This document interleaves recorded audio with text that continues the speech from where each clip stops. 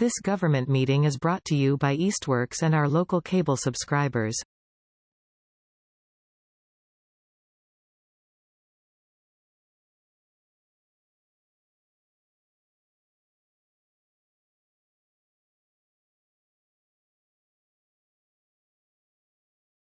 Hello and welcome to the July 21st, 2026 EDIC meeting, Easthampton Economic Development and Industrial Commission.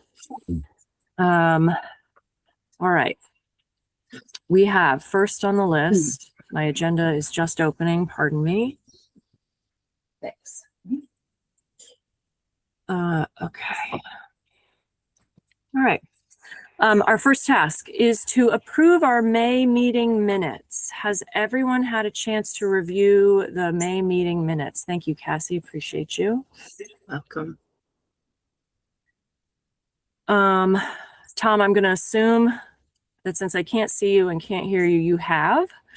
I will need a way to know whether you are agreeing with us or not agreeing with us. So you will have to use your microphone or your camera to let me know that. All right, so everybody's had a chance to review. Do I hear a motion to approve? Motion to approve. Great. Any second? I'll second. Very good. So all in favor of approving May's meeting minutes, thumb up or holler aye. Aye. Okay, Tom Brown, I need a response from you. Cannot see you, cannot hear you. Has anybody seen Tom before? Oh, yeah. we start recording? Yeah? Okay. I mean, does it have to be unanimous? Well, I'd like, we only have, we we have a quorum. We barely have a quorum. So if we don't have, if I can't even see the fifth person, we probably have to come back to this. Okay. Okay. So we've got a chance for Here's public Tom. speak. Here's Tom. Hi, Tom. Can't hear you. Can you unmute? Hello, sorry, yep. That's okay. Somebody sell me solar when I send them over to your house. Well, they're going to be sorry about that. They're not buying any more than I've already got. All in favor, holler aye about approving the May meeting minutes. We've heard from 4 or 5 people. Okay. Aye. Unanimous approval. Thank you so much. All right. Public speak now is the time. If there's anything anybody would like to say that is not on the existing agenda. So the existing agenda is updates from the planning department, and then we're discussing member recruitment, EDIC, marketing or advertising approaches. If there's something you want to chat about that isn't there, now is your chance. I have questions about the development that's going in on Park Street. People seem to be up in arms on Facebook already. I'm assuming Allison will have that on the agenda, but if not, can we come back to it? I assume we can come back to it on Park Street. I wrote updates. Allison, was that already going to be on your list? I was going to mention it briefly. They haven't actually submitted anything for permitting yet, so I don't have a significant amount of detail at this point. I know the unit count and the location and the information that they shared with the Community Preservation Act Committee, but they've not submitted like engineered plans or anything yet. So it's still kind of early in their process. So they submitted for Community Preservation Act money before submitting plans to the planning board? Is that normal? I don't want to qualify it, but normal means different things to different people. But I will say that they explain their reasoning for submitting it now to CPA is because they're trying to line up tax credits, and their application is due, I think, early September, and having the community buy-in, so to speak, is very important to that application. So they wanted to have the CPA funds approved prior to them submitting it. Tom? Huh. So, because this isn't even before the planning board yet, and Allison probably doesn't have much more information than what you just said, I'm wondering, following up on what Dave is saying about social media scuttlebutt, I wonder if we could just have sort of a 30,000-foot view conversation about development in general.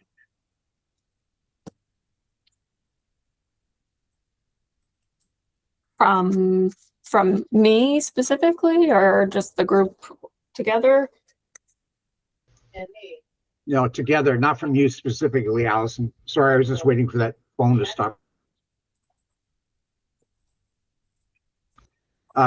Dave, you've seen the stuff on Facebook. I'm just not one to respond on social media either, but now they're throwing out tactics about water supply and things like that. And some people are questioning, why do we need any more development in Easthampton? Housing development. Yeah, and I happen to know some of those people personally. So from what I gathered about the project, it's one of those that fulfills our goals of infill, and creating affordable housing. At the same time, there is definitely a contingent of people that are, one, afraid that affordable is not really affordable. Not understanding that that's based on a calculation that comes from the state. The second being that they're afraid that it's going to be $700,000 condominiums like the church project on Pleasant Street. The third being that we are taking a green space and turning it into cement. Not to mention, apparently some people think there has to be blasting back there, and the runoff from that into the aquifer gets all the aquifer people bent out of shape. But all that's kind of why I was kind of curious if they've submitted any plans or environmental impact or anything before they're actually asking for money from the city for CPA money. I'm pretty sure at the CPA meeting earlier this week, and I'm not sure if you heard about it, Allison, but I think they pretty much told them, come back when you have planning board approval. CPA is not going to my best of my knowledge, Dave, CPA is not going to approve any funding unless it's a project that's almost guaranteed to move forward. I left early from the CPA committee meeting, just swamped with work. So I came back down to my office to keep working. But the takeaway that I got was it wasn't a hard no. The developers said that they had intended to submit and maybe go to one planning board hearing before the CPA committee has their decision-making meeting in September. And the hope, I think the developers hoping that they'll have enough back and forth with concerned abutters by that point and have had the planning board meeting under their belt, and that the CPA committee might feel more comfortable at that point in time. So I don't think it was shut down completely, but there was definitely a strong sentiment of this. We don't have enough information yet. And Allison, did you get enough from it to know is the entire project affordable, or is it just going to be a percentage?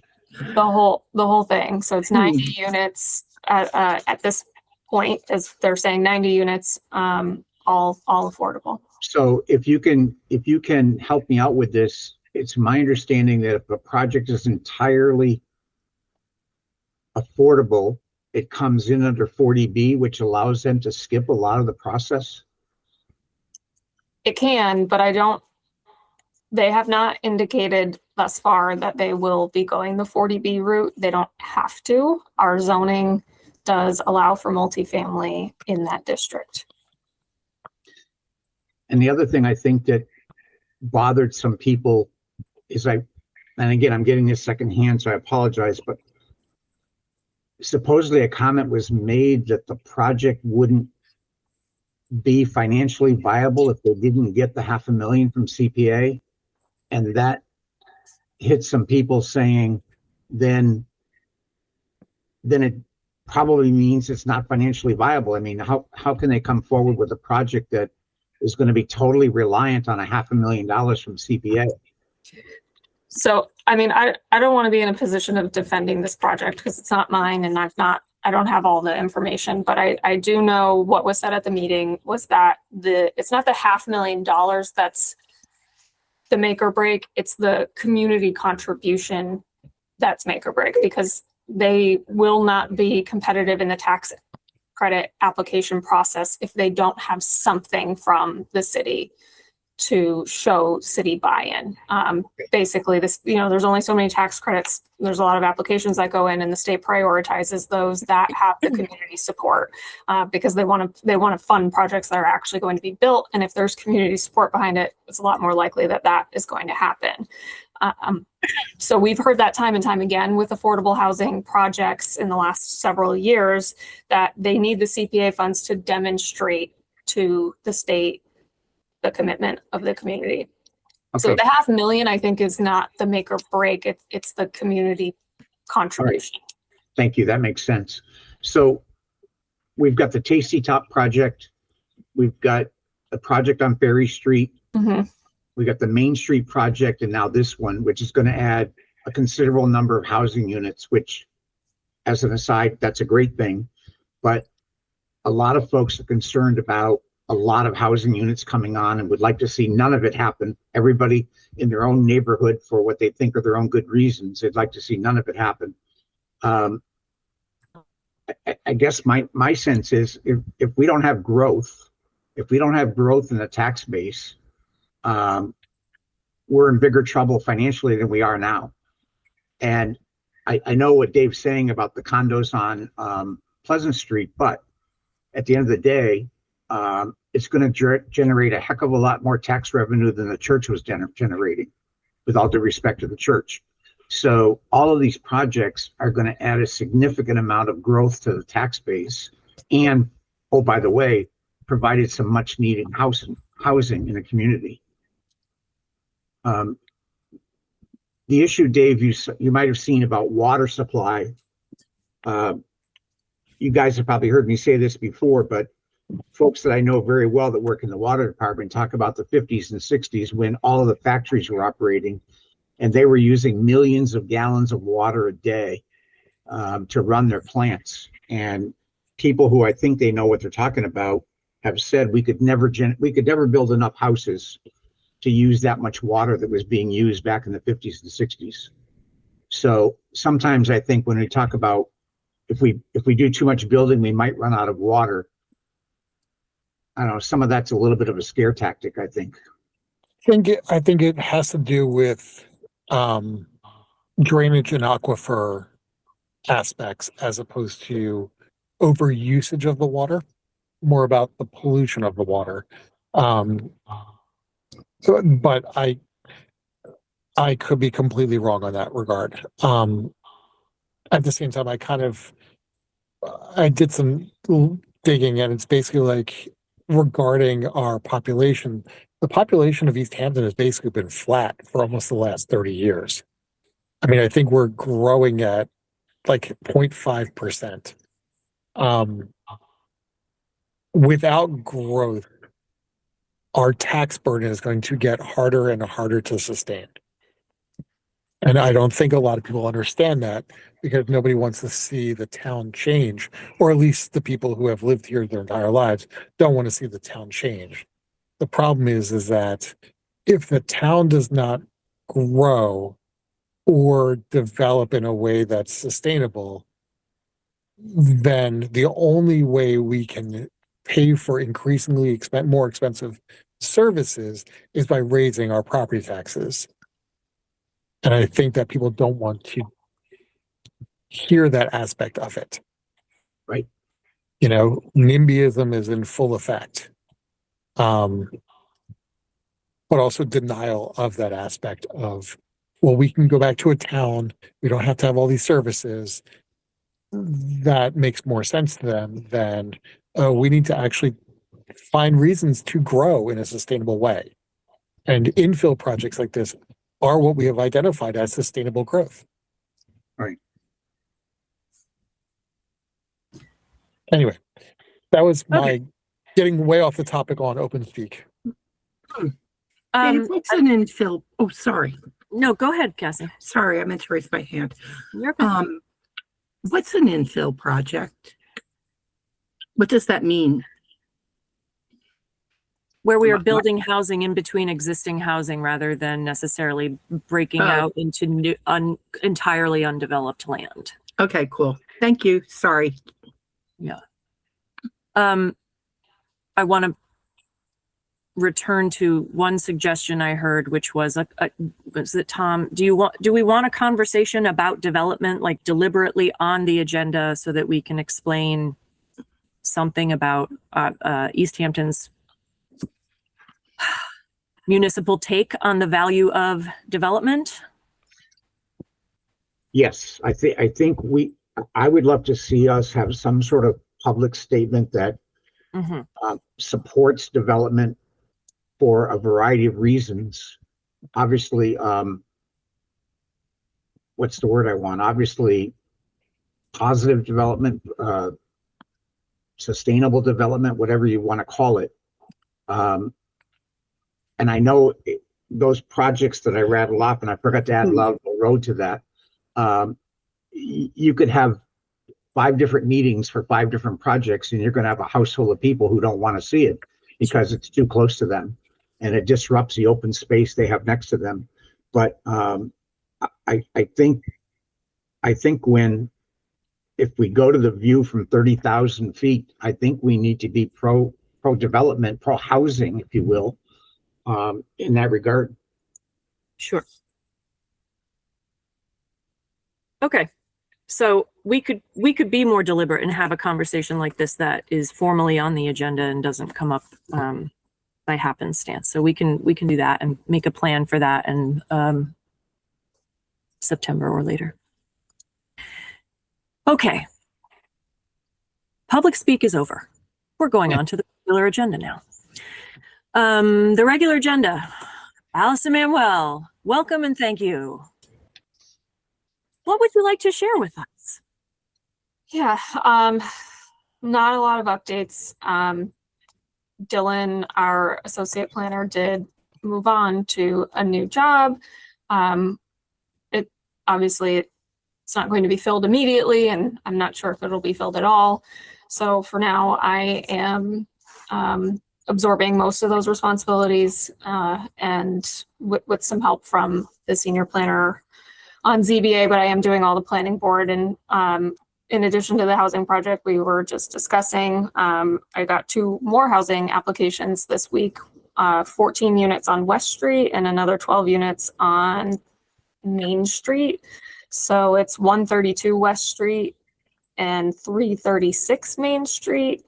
The West Street property, it's a single family home, and then they have some apartments that I think they use as Airbnbs right now. And then they'll be, I believe, taking down the Airbnb building and putting in condos.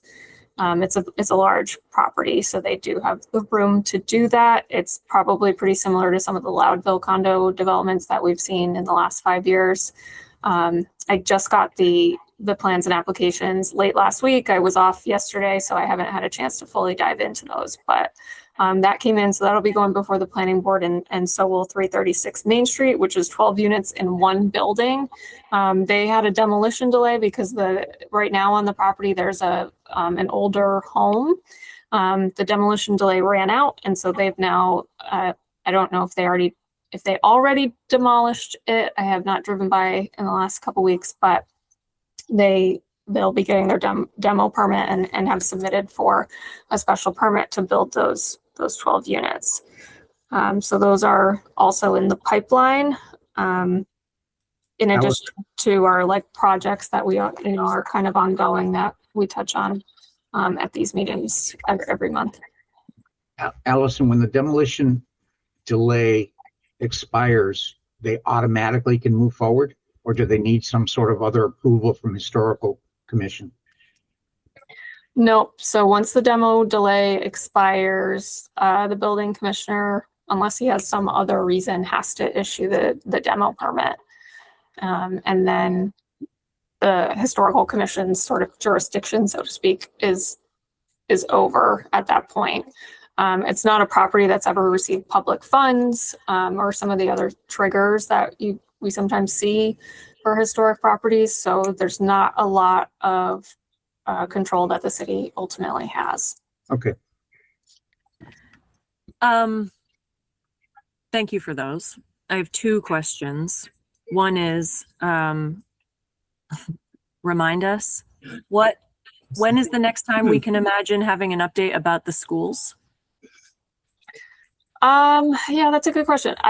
So they got a 1.1 million, I think it was, in historic preservation tax credits in April. Okay. And they're still just going through the tax credit process. So they need more historic credits. That's like, you got to keep reapplying and accumulating them, so to speak. And then they also need affordable housing tax credits.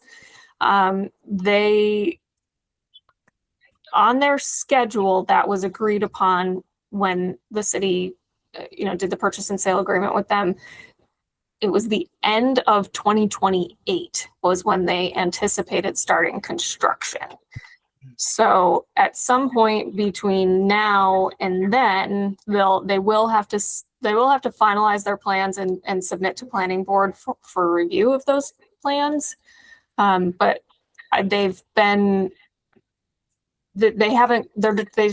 that they're not at that point yet because they still need to do some more due diligence with their financing and figuring out exactly what is going to make a competitive application. Again, the low income housing tax credits particularly are very competitive, and there's different things that the state prioritizes at any given time. And I've heard that like a 55 unit project is more competitive than a 100 unit project.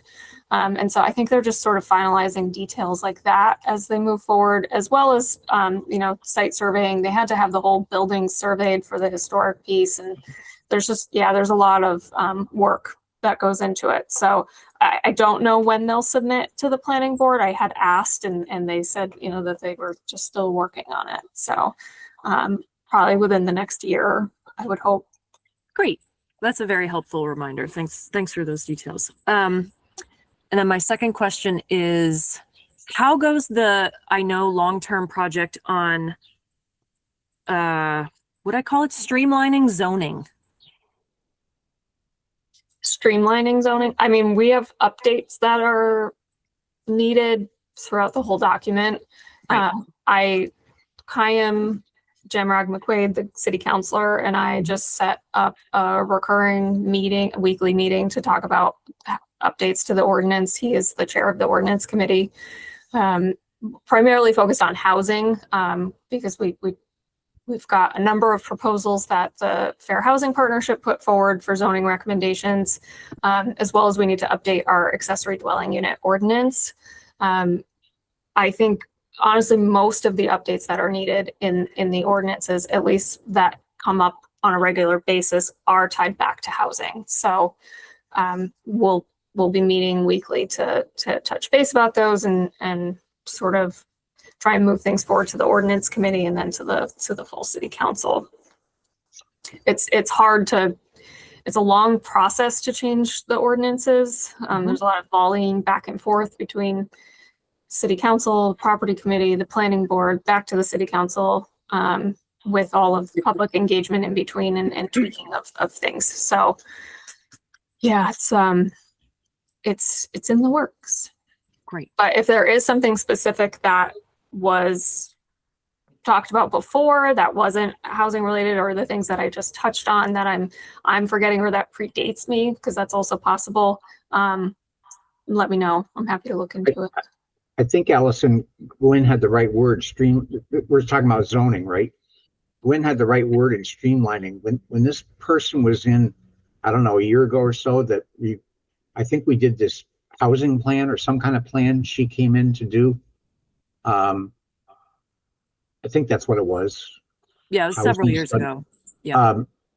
She took a quick look at our zoning bylaws, and her her reaction was like, wow, I can't believe it's that many pages. It's that big. I forget what the number was. It's huge. And I know it takes a huge project to review all of that, but again, this person does these kinds of housing plans all over the Commonwealth, I'm sure, and couldn't believe how large our zoning bylaw were. It's wordy. It's very wordy. It's clunky. I mean, all zoning in Massachusetts has its flaws. Most of them just have outdated sections or things that were updated in one place and not in another. It's, that's not unique to Easthampton, but I will agree with whomever that was that ours is quite long. Our housing production plan is probably what it was. That expired in March. I've applied for grant funds to hire someone to renew it, which will come with its own whole planning process. I think I had asked you all for a letter of support for that. If not, it was, I definitely got it from the planning board. And yeah, so that is again, focused on housing, and part of it is zoning recommendations, would be one of the deliverables from that. So, I mean, streamlining the process, I don't know that I see a lot of opportunities for that. A lot of communities want to cut red tape. I don't know that that's the sentiment here. I think streamlining the actual writing in the ordinance so that it's clearer and easier to understand. There's definitely a lot of room for improvement there. I think my memories of it are about your predecessor, Jeff, commenting that you encounter a thing that you want to do and you find that there are multiple ways of thinking about that thing layered on top of each other. And, as many things are that get built over years and years, you sometimes forget about what came before, and then things start interfering with one another or being like really incomprehensible. Like, why was it ever like this? So it's more along the lines of the literal, like the process. Sure, I can understand that could be very complicated, but the actual wording, like you get to the point where you're like, okay, here's the situation. What do you do? And not have it be governed by 3 different sections that are inherently at odds with one another. Yeah, some of that's recodifying too, like reorganizing where things are in the ordinance. And I fully support it. That's useful. It's just, it's one of those things that, it's when does it rise to the top of the pile? Yeah. And I think one of the interests that this group had, again, who knows what time is, but in the past, was about parking requirements for, I think, both businesses and multifamily residences, and the extent to which we are interested in changing what those parking requirements are over time, because the more you pave, the less room you have to actually build housing. Yep. So the city council did just recently amend the parking regulations for multifamily. So there were 2 different standards for affordable multifamily housing and just market rate multifamily housing, with the affordable being less restrictive or less requiring less overall, I think. And so they adopted that for both the affordable. So they did address that one piece of it. The commercial wasn't addressed. I will say the planning board can waive parking without any special process, just as part of their normal review of plans, which is not true in all communities. A lot of places you need a special permit and you have to jump through that extra hoop. So, I think we've got flexibility built in, but if there is a stronger sort of will to discourage parking, that's a different conversation and a different approach. And some of it, Gwen, and Allison, is like common sense too. I mean, the reason why you see this massive parking lot behind Easthampton Savings Bank is that I believe the requirement was 1 parking space for every 200 square feet. And that included bathrooms, conference rooms, basements, places where employees wouldn't quote unquote work. But just because it was square footage, it required more parking. And so systematically, the bank bought homes on Summer Street and knocked them down to make this gigantic parking lot so that they could put this addition on the back of the building that's there today. And again, if you look at spaces where employees could actually sit and work, it would diminish that number dramatically. Yeah, that's the example I often have in my head about that. Okay, that was really helpful, Allison. Thanks for taking the time to answer unexpected questions.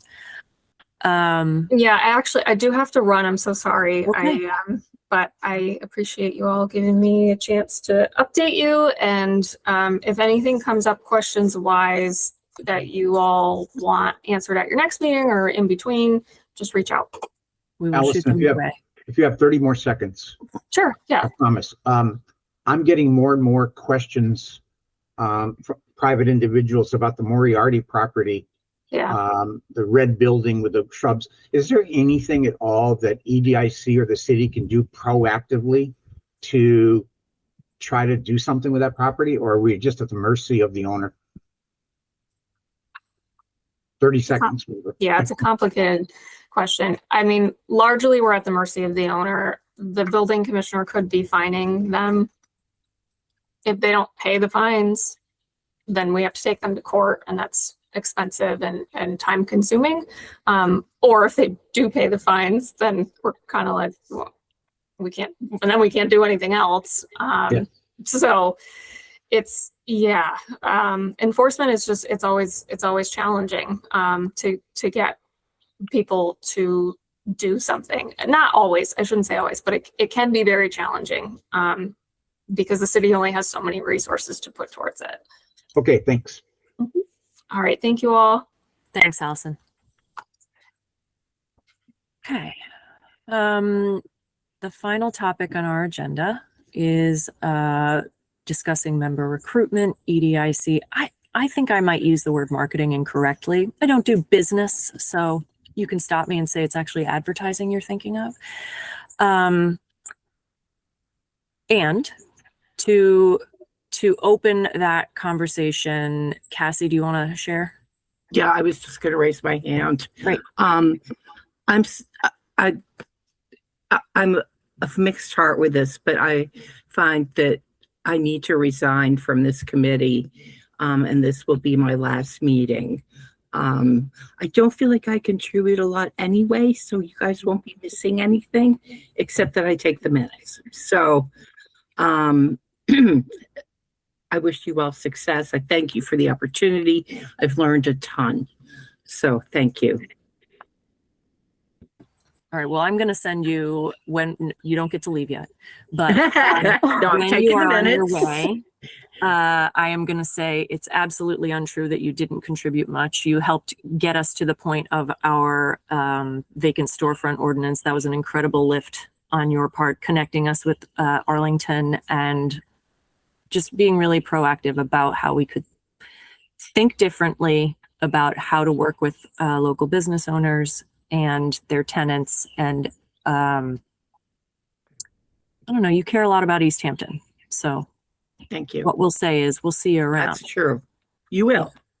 Yeah. So And if you have projects that you need guest appearances, I'm there. fabulous. Great. Fabulous. So I am aware that I need to get in touch with the appointments committee to understand why I have heard nothing about the application that I think went into them in February to have a new member on EDIC. Because that would be 6 months ago. And then that will help us determine whether we're having a meeting in September. And as well, we should talk about how we build up EDIC to having a quorum, which is 5 people. And then in December, that's my last meeting. So actually, let's work to building up to 6 people. So we talked about ways that we could share the purpose of, the expertise of, to the extent we have it, the enthusiasm of EDIC with the rest of the community, and finding a project that gets us real jazzed. So, thoughts begin.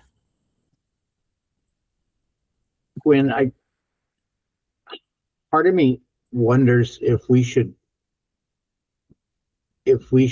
kick this uphill a little bit, and I'm going to drop it in your lap for a moment because you're still here as chair, to have a conversation with the mayor that I really would like to see that support for marketing, for lack of a better word, come from not just us or you, but from him, with the caveat that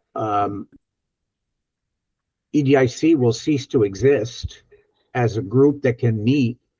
And unfortunately, there's probably a ton of openings and a ton of committees in Easthampton. I'm not sure if there are very many that would say they have a full roster.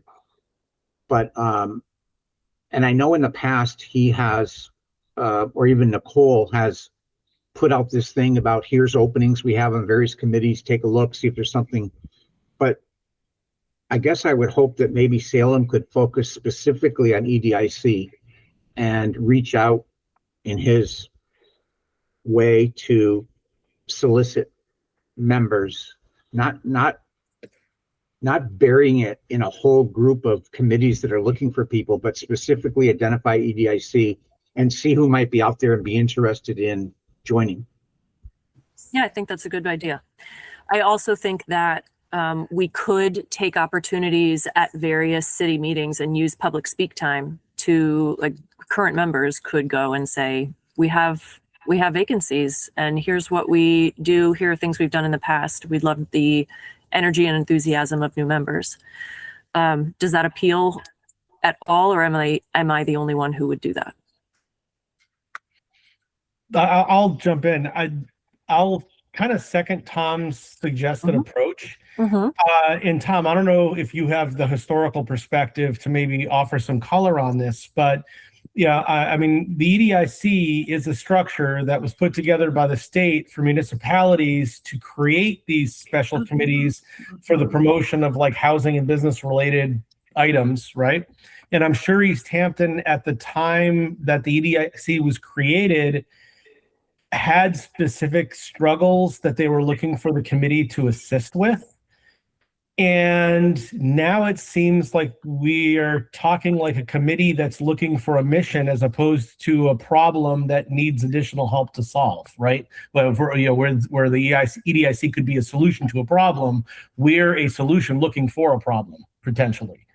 I think a temperature check with the mayor's office to see if the EDIC is worth continuing is probably step one.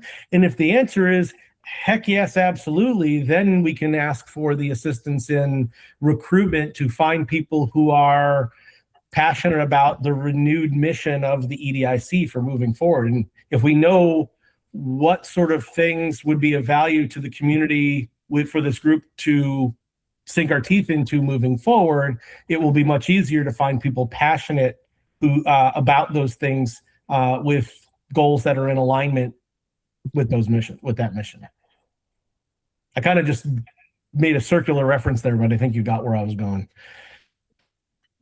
No, Dave, I think that's a great process, because just adding more members may not be the issue. If all of a sudden, if tomorrow we had 5 more members, we're still where we're at, as you just described. Yeah. We could be a solution looking for a problem, as opposed to reassessing the value, the need, what have you, and the mission, and then look at filling positions with that renewed emphasis on mission, purpose, what have you. Okay. I can appreciate that approach. Is there anyone other than the mayor worth talking to about it?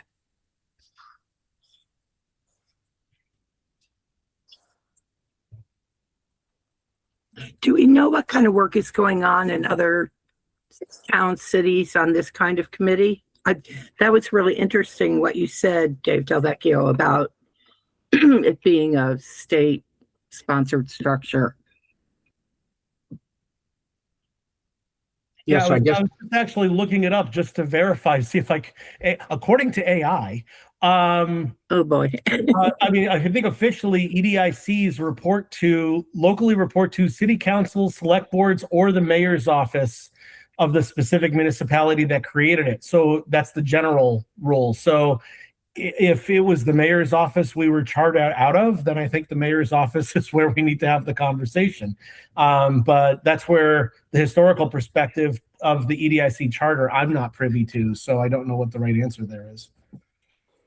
so. Not every city and town may have one.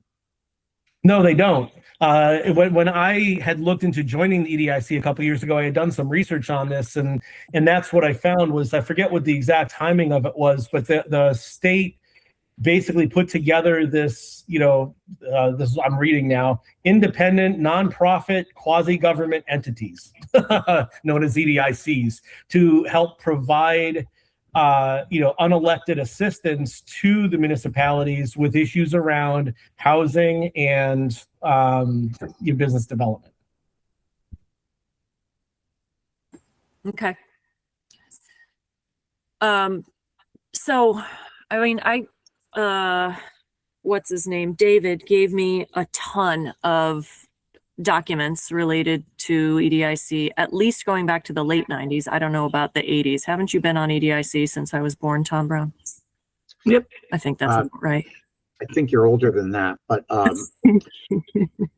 Well, EDIC Tom, I hate to cut you off, but yeah, I'm looking through some of the specifics here, and I'm willing to be part of the solution rather than part of the problem. It says to see the exact structure for your area, you can review details on your municipality's administration or state level resources through the Executive Office of Economic Development. Specifically, the EDICs were created through this Executive Office of Economic Development with the state. I'm happy to give them a phone call and see if they can give us information about the historical charter of the Easthampton group and see if we can't find out some of the answers to these questions that none of us were around to have been privy to. Well, you can, and I may in fact have that document in my house. Okay.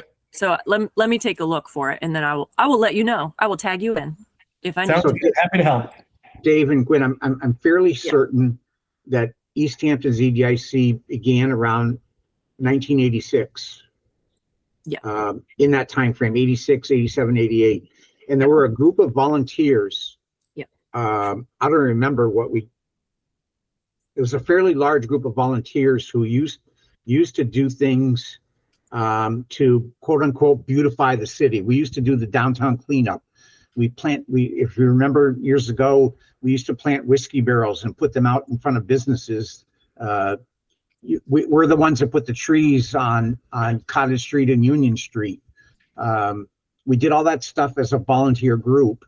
And then along came one of the mayors who said, like to have an EDIC. And this group jumped up and said, sure, we'll be the EDIC. Mhm. And Stuart Beckley was actually the city planner at the time. I believe that was in the mid to late 80s when we were formed. Mhm. And I'll never forget Stuart's words about becoming a municipal entity as opposed to a volunteer group. He said, be careful what you ask for. So, because as a volunteer group, we could always walk away. I mean, you can walk away from this. That's true. So, great. Would we prefer to do that than the rest of, what else did I say? Member recruitment, etc. So yeah, we can go from there and come back in September and have something to share. Kutcher, Yeah, how you feeling about this? I think it's the same conversation. We're trying to figure out what we're supposed to be doing here, which we've had over the last 2 years. Yeah. But also, frankly,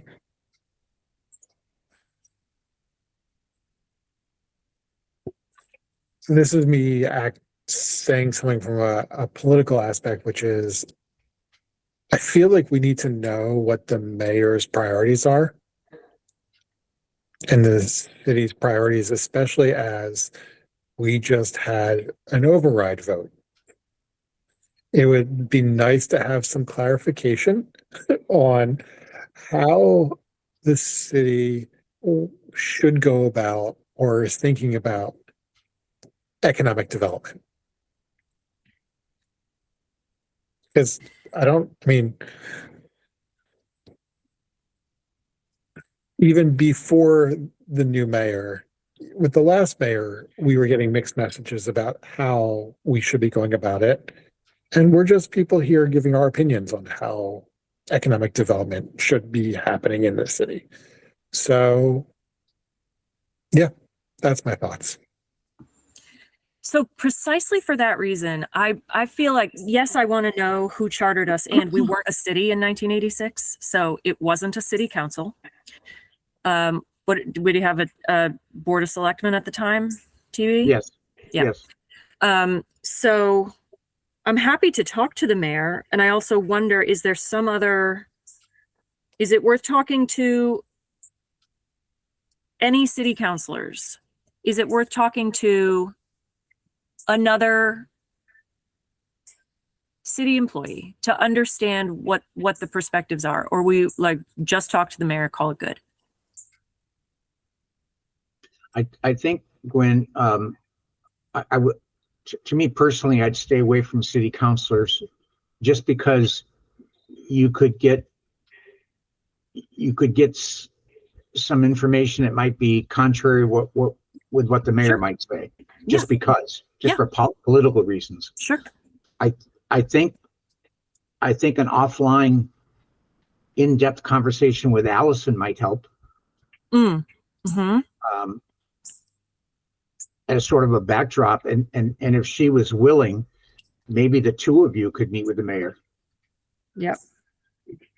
Because she can provide some of the technical stuff. But I think what Dave DeVecchi offered to do, I think we should follow through with that too. Meaning he's going to go look for the charter doc and see what our origin story is. Yeah, or whatever Dave said he would do. Yeah, I mean, I'd be willing to find out from the state's perspective what Easthampton's EDIC looks like, in their office. Because it's funny, as I'm looking through the website, like if you were a town and wanted to implement an EDIC, there's a guide for that, and it talks about the process of, it has to be approved by a vote, blah blah blah blah. But there's nothing that says about like, well, what happens if you were chartered 30 years ago and, do you have to recertify? What happens if the boots on the ground? I have no idea. So I'd be curious just to find out from the state's perspective, what their advice is for a periodic, a reevaluation. Yep. Yeah, a realignment. Yeah. I think that's great. I could be off on that. That 86 date could be when that volunteer group started, and maybe it formed EDIC later on, but Dave can get that confirmed for us. Yeah. I'm happy to make a phone call. I have all the contact information's right here on the mass.gov website. So I'll make a phone call and just ask as a member of the committee, saying that we're planning a recruitment drive, but want to make sure we're kind of in alignment with everything, and just had some general questions that came up in the meeting, which did, about our history, to be able to share the story and see what they have on file. Okay. Cassie, I see your hand. This may be the stupidest thought I've ever had, but is it worth asking Paul St. Pierre? Because he works for the regional, what's he do? The workforce development. I thought he did development. Oh, it's not workforce development, it's economic development, isn't it? Yeah. Yeah. Yeah, I could write to Paul St. Pierre. Mm-hmm. Just get his perspective on what's this looking like in Western Mass. Yeah. Yeah. Is there anyone who doesn't know who Paul St. Pierre is? He is a former EDIC member and current co-resident of Easthampton who got a job, his dream job, working for the state's regional economic development arm, doing cool stuff to support Western Mass. Okay. So Dave, you are going to have a chat / do some fact finding about recommendations, guidance from the state about doing the occasional internal review, check in with our alignment with the city's goals and needs. And I will get in touch with Allison and the mayor and Paul St. Pierre. And oh, right, I'm going to get in touch with the appointments committee about that application. Depending on how that application moves through appointments or not, like I mean, the final say is the appointments committee, because the mayor ends up passing the application letter along to them. Then it has to get confirmed at city council, and that's all good. And then, so depending on how that process would work out the rest of the summer, we meet in September because we have 5 members, or we meet when we next have 5 members. Do you Great. want me to defer my resignation until you have 5 members? Of course I do. Okay. I find you incredibly valuable, as do all of us. Oh, stop. Absolutely. You know. Thank you. I mean, yeah, that would be great. By the way, suggesting we talk to Paul St. Pierre was not the stupidest thing you've ever asked for. No, not at all. It's really smart. Yep, as ever. think- Your ideas are tremendous. I think it was children. I think that was my stupidest idea. Oh boy. You know, you're saying this on a public access channel. I think that's just fine. Let her watch. All right. Is there more to say about this? It's 4:59. I realize we started late, but it's 4:59. I feel like we have reasonable marching orders before the next meeting. Yeah. Can I make a Yes. motion to adjourn? Wonderful. A second. Second. Okay. Any further discussion? That's it. Okay. All in favor to end, holler aye. Aye. This government meeting is brought to you by Eastworks and our local cable subscribers.